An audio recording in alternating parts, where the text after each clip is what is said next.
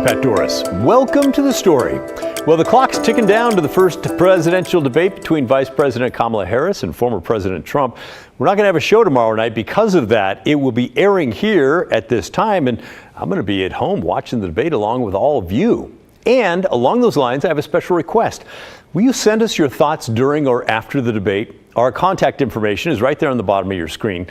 We want to know who you think won or lost and why, and then we'll share some of your comments on Wednesday. And remember, we pride ourselves on having a really large tent here. Everyone is welcome, no matter what your political leaning is. So it'll be a lot of fun to see what you have to say. All right, now on with tonight's show. You may have heard that there are like a zillion people running for office this year in Portland. 19 people want to be mayor. 98 others are hoping to snag one of the 12 city council seats. So, how to educate all those people about the real issues facing Portland? That, my friends, is our big story tonight.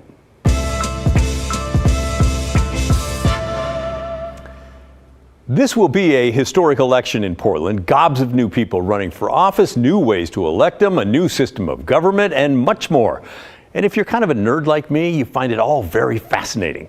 But an interesting question does come up, especially in this day of misinformation.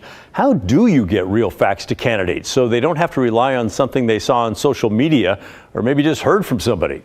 Well, several organizations have turned to candidate forums where they invite the candidates in to ask them how they would approach different issues while at the same time sharing real information, real facts about what's really happening in the district. One of the largest efforts is coming from a group called United for Portland. Across the street from Providence Park, an intense meeting is just getting underway inside a company called Sport Oregon. Dozens of candidates for Portland City Council have gathered to learn firsthand how the current state and reputation of Portland is impacting the ability to bring sporting and other events to the city. Tourism, the hospitality industry is incredibly important for Portland. Pre-COVID, we were one of the hotspots for people when it came to the culinary world. That has changed a little bit, as you might imagine. This is the fourth in a series of candidate forums. These are pictures from the first one, which focused on Portland's economy. Attendance is mandatory for any candidate who hopes to win the endorsement of United for Portland. That's the group putting these on. Those who gathered for the Sports and Event Forum included Terrence Hayes, who's running for City Council in District 1, which is East Portland. He finds these briefings valuable. I think it's been twofold. It's building a relationship with other candidates and then getting a sense of what's important to community members. Doug Moore, who turned the Oregon League of Conservative Voters into a political powerhouse before leaving, is the executive director of United for Portland. So the idea behind these events is to help train candidates, frankly, about the issues facing the city. Moore says his group is nonpartisan and brings nonpartisan experts to explain the issues to the candidates. Well, we have candidates who have never run before. We have former elected officials. We have candidates who are activists, small business owners, teachers. They come from all over the city, and they're doing it because they really care about our community. And they just need the information to do this. And so providing that levels the playing field for all the candidates and gives them the same kind of grounding that they need to have that elected officials already have. So somebody like Dan Ryan, who's already in office, has access to all this information, but somebody who hasn't run before just doesn't have that. And we want to level that playing field. And then they can lay their political bent over the top of it, but at least you've got the same facts. That's right. We can argue exactly what the best approach is, for example, to solving homelessness in the city, but let's identify where the real problems are so that we're all starting from the same start point, that we're all starting from this is a problem, here are the facts, then we can figure out solutions. Before the meeting, I stopped candidates at random to ask how it's gone so far. I think they're good. I think we need more. Olivia Clark is running for City Council in District 4, which includes most of the West Hills and a small slice of Southeast. She and several others mentioned a common takeaway from earlier sessions. One of the biggest takeaways for me is what we're going to have to do to attract capital back into making investments in Portland, that it's really important that we change our image right now. We're kind of suffering from that. And capital, the big investment, the pension funds and so forth, they have other places to go that are a lot easier to invest in. We already had a reputation for being difficult to work with. Timur Ender is running in District 1, which is East Portland. One thing that really stuck out to me is we were at a session related to private sector investment in market rate housing. And really my takeaway is how important the city's reputation it is in terms of getting investments into Portland. So that's just one piece. I mean, that's not the only way to build housing, obviously. There's multiple different ways, but in terms of that specific section, it was a great takeaway. Okay. Others have a broader perspective on the value. Rex Burkholder is running in District 3, which is southeast Portland. You get to learn in depth about what the issues are in the city, both inside the city, what are the budget issues, that kind of stuff, then also the concerns that various groups in the community have. Whether it's a business group or a community group, they get the time to share that with you, and you can learn. They certainly got that here. Jim Etzel, the CEO of Sport Oregon, told them too many conversations with the city start with the word no. Our team's been working on another major event that would commit to here for 3 years in July at a high point of need. And just to get the permitting and the routing, and this event would drive 15,000 room nights, which is bigger than a citywide convention. Everything starts with no. John Torrent is running in District 4. He says seeing the number related to the past loss of tourism for the city was stark. I'm a downtown resident, and I've been down here for 49 years, and so I've seen the evolution of Portland from, warehouse town to a tourist center, and we haven't been taking care of our tourists very well over the last 5 or 6 years. It's a message the expert presenters here hope will stay with the candidates if they are elected. The city of Portland needs help. Some of you may be missing one of your favorite restaurants that closed either during the pandemic or after. And I know we're going to talk more about this as we get into some of these questions, but we are not out of the woods, either on the lodging side or on the restaurant side. It's still very, very difficult for independent restaurants, for hotels to make it, but they're trying. And by the way, let me just clarify one thing that I said incorrectly in there. Doug Moore used to lead the Oregon conservation voters. I said it wrong, so sorry about that, Doug. But he is now with this new group putting on these candidate forums. The group Travel Portland, by the way, offered a bit of hope for tourism returning to downtown. Today they announced that June and July combined saw more than 2 million people visiting downtown for concerts and major events. That's the most since 2019. Now, as part of this election, lots of candidates are trying to qualify for Portland's small donor election program. To qualify as council candidates, they have to get at least $5 from 250 different people who live in the city of Portland. If they do qualify, then they could collect between $40,000 and $120,000 of taxpayer money to help with their campaigns. And that leads us to a report that we think is worth your time.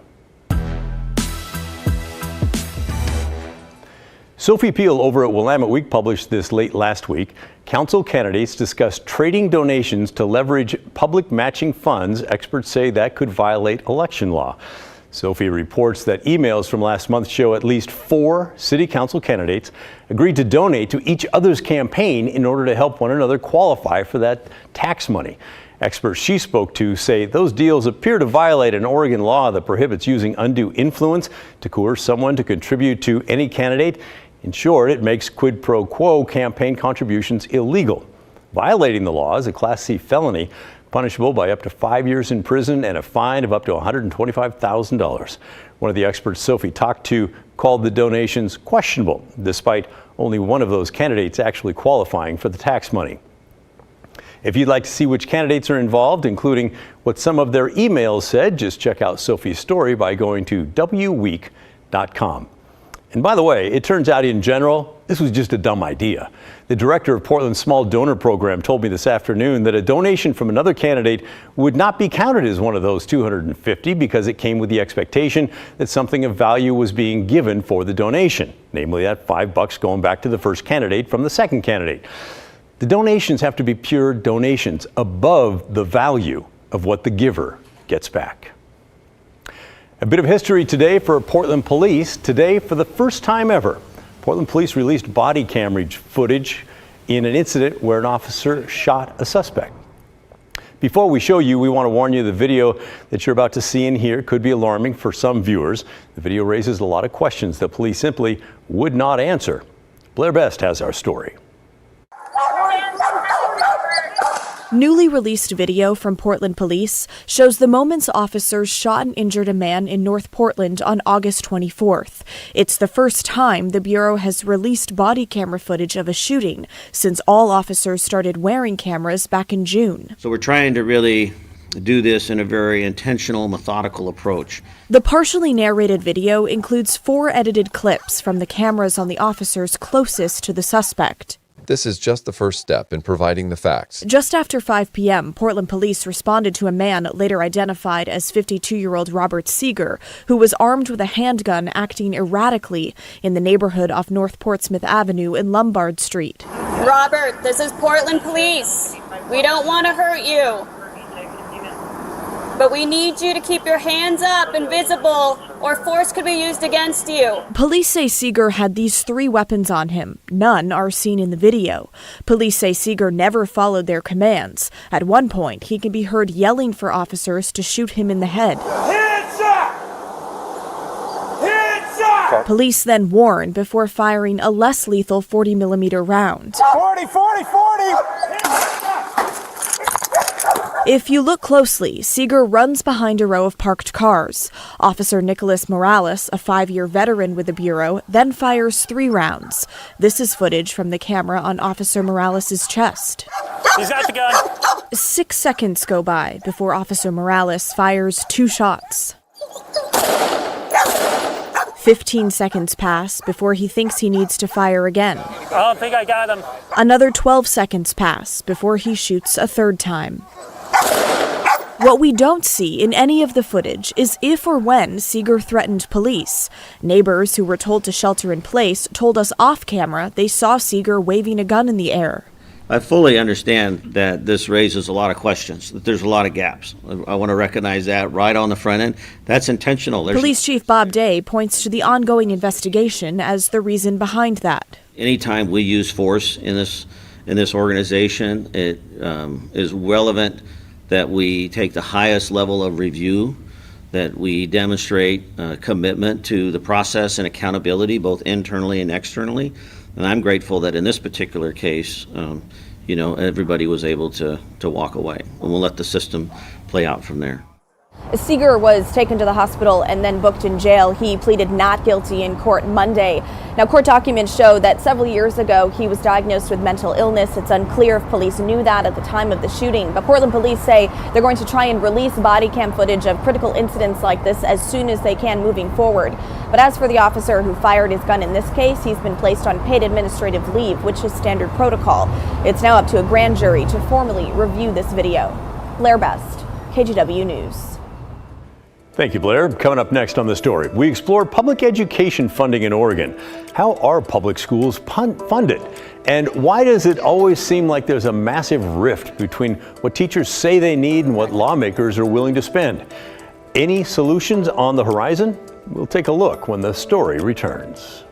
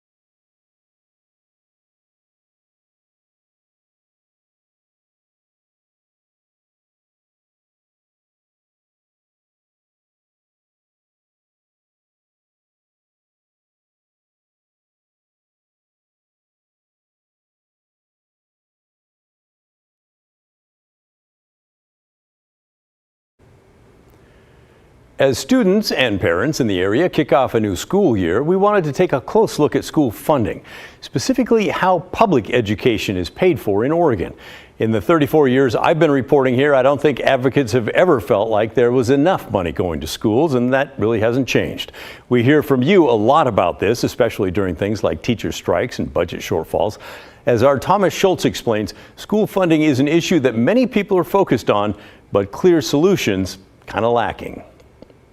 It seems nearly everyone agrees Oregon's public schools are in trouble. From parents, Oregon students aren't being served to the level that they need and deserve, to teachers unions. Students just keep showing up with needs that are so unmet. Even the governor.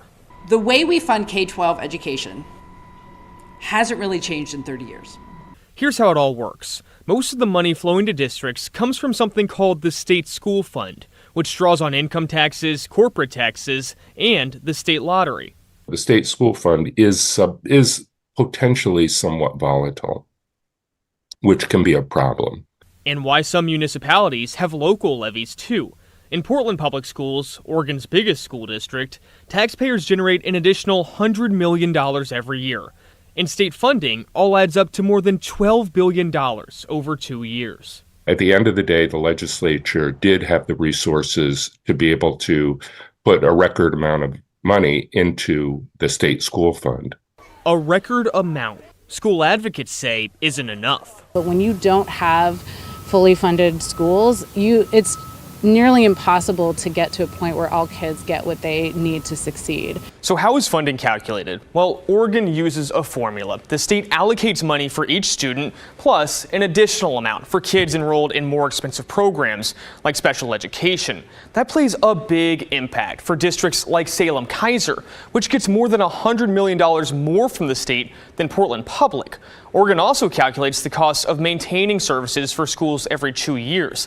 That's called the current service level, but there's debate whether it's accurate.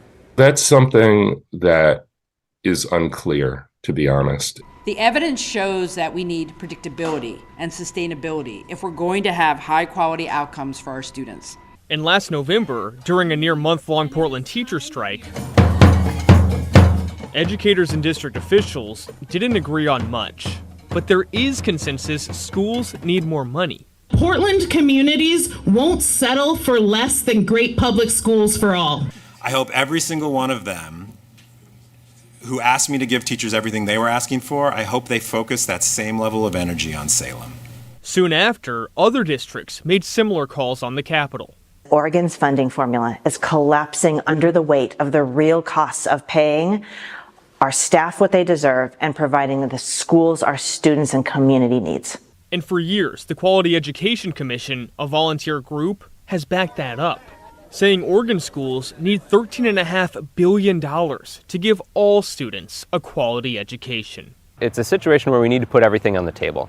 Without the funding, teachers say they're dealing with larger class sizes and spending their own money on things like pencils and calculators. I'm counting on our legislators to really find that money because I think that money is there. Though legislators say it's not a simple fix. To find a new revenue source, though, is difficult. So we have a lot of work ahead of us in the 2025 session. In Portland, Thomas Schultz, KGW News. Generally, when parents and teachers have pleaded for more money, they have not given specifics on where it should come from, just saying that lawmakers in Salem need to figure it out. Some, like Portland Public Board member Andrew Scott, who you saw in there, have pointed to the kicker, but the odds of kicker reform are slim. It's extremely popular statewide. And second, kicker revenue is fluctuating. It comes in big in some years, and other years, nothing. So it's not a stable source of funding. So what do you think about public school funding in Oregon? Do you have any specific ideas on where more money should be found? Let us know, will you? The email is thestory@kgw.com or call and leave a voicemail, 503-226-5090. Coming up next on The Story, we're heading south to Grants Pass, where the city council there is still figuring out how to handle their homeless crisis in the wake of the U.S. Supreme Court ruling in their favor. What changed and what did not since the highest court in the land weighed in? When The Story returns.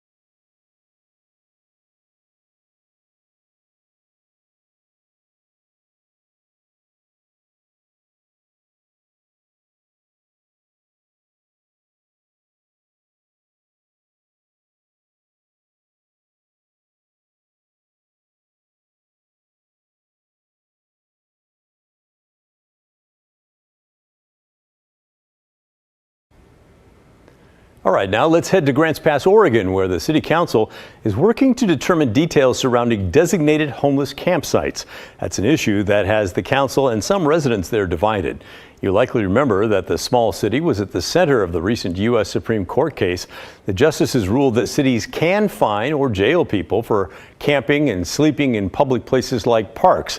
But even though the court ruled in the city's favor, Grants Pass still has to follow a state law passed in 2021 that controls how cities deal with homeless camps in Oregon. House Bill 3115 requires cities to create objectively reasonable rules involving the camps. In Grants Pass, their version of those rules includes 4 designated campsites. The city manager says apart from simply making those sites available, there's nothing else the city should be doing. While it is our goal to provide as much support as possible, it is equally important that we do so in a way that protects the city from potential legal liabilities. On the other side, homeless advocates argue the campsites lack things like shade, water, and additional bathroom facilities, conditions they call cruel, especially during weather like the heat wave last month. I do appreciate the fact that you're not required to put up covered awnings, but when it's 100 degrees outside, which it's supposed to be this weekend, and you have people who can't walk, and there's a lot of them in there, you are going to have medical emergencies. It's inevitable. During the public comment, councilors heard arguments on both sides. One side saying the city needs to offer more, and the other side saying they should actually offer less. They don't want designated sites, period. Another council member chimed in saying the city has done enough. What I mean by the city has done its part, I mean that we have provided a place for people to be. Any service that we provide as a city here moving forward, we need to be prepared to provide that service in perpetuity, theoretically, forever. I'm not willing to do that. After the 3-hour meeting, the city council voted to allow nonprofits to provide the shade, water, and benches at the camps. The city itself would maintain sanitation standards and provide doggy poop bags, for example, and cigarette butt collection cans. Previously, people were only allowed to spend 3 days at one of the campsites before they had to move on to another one, but council voted to increase that time to 1 week. It took a tie-breaking vote from the mayor to pass that, by the way. One council member who voted to increase the time said she doesn't understand the point of moving these people around week after week. I really encourage this council to look to the future, have an ounce of vision, and ask what the next goal is after that. Is it to get these people back into housing, or is it to be cruel? So, yes, despite the U.S. Supreme Court ruling in favor of Grants Pass, they are still grappling with how to handle the homeless folks in their community, in part because of State Law 3115. By the way, current Governor Tina Kotek was the sole chief sponsor of that bill back in 2021 when she was Speaker of the House. We'll be watching the legislative session in Salem next year to see if lawmakers will be changing that law or leave it as it is. By the way, I asked the governor earlier this summer if she thought the law should be changed. She said, not for now. She wants to see it enforced before considering whether it needs any changes. Hey, that's the end of our show. Thanks so much for watching. But remember, the story, our collective story, that never ends. And a reminder, we will not be with you tomorrow night because of NBC's coverage of the first presidential debate between former President Trump and current Vice President Harris. Coverage begins at 5 o'clock Pacific, and it's going to run over our time slot. We do want you to send us, though, any questions or thoughts you have while you're watching the debate tomorrow night. Was there a moment that you thought was particularly good or bad? Any good points or biggest fails? We want to hear it all from you. Email us, will you? The address is thestory@kgw.com or call and leave a voicemail, 503-226-5090. In the meantime, Straight Talk with Laurel Poro is coming your way next, and I will see you right back here Wednesday night at 6:30.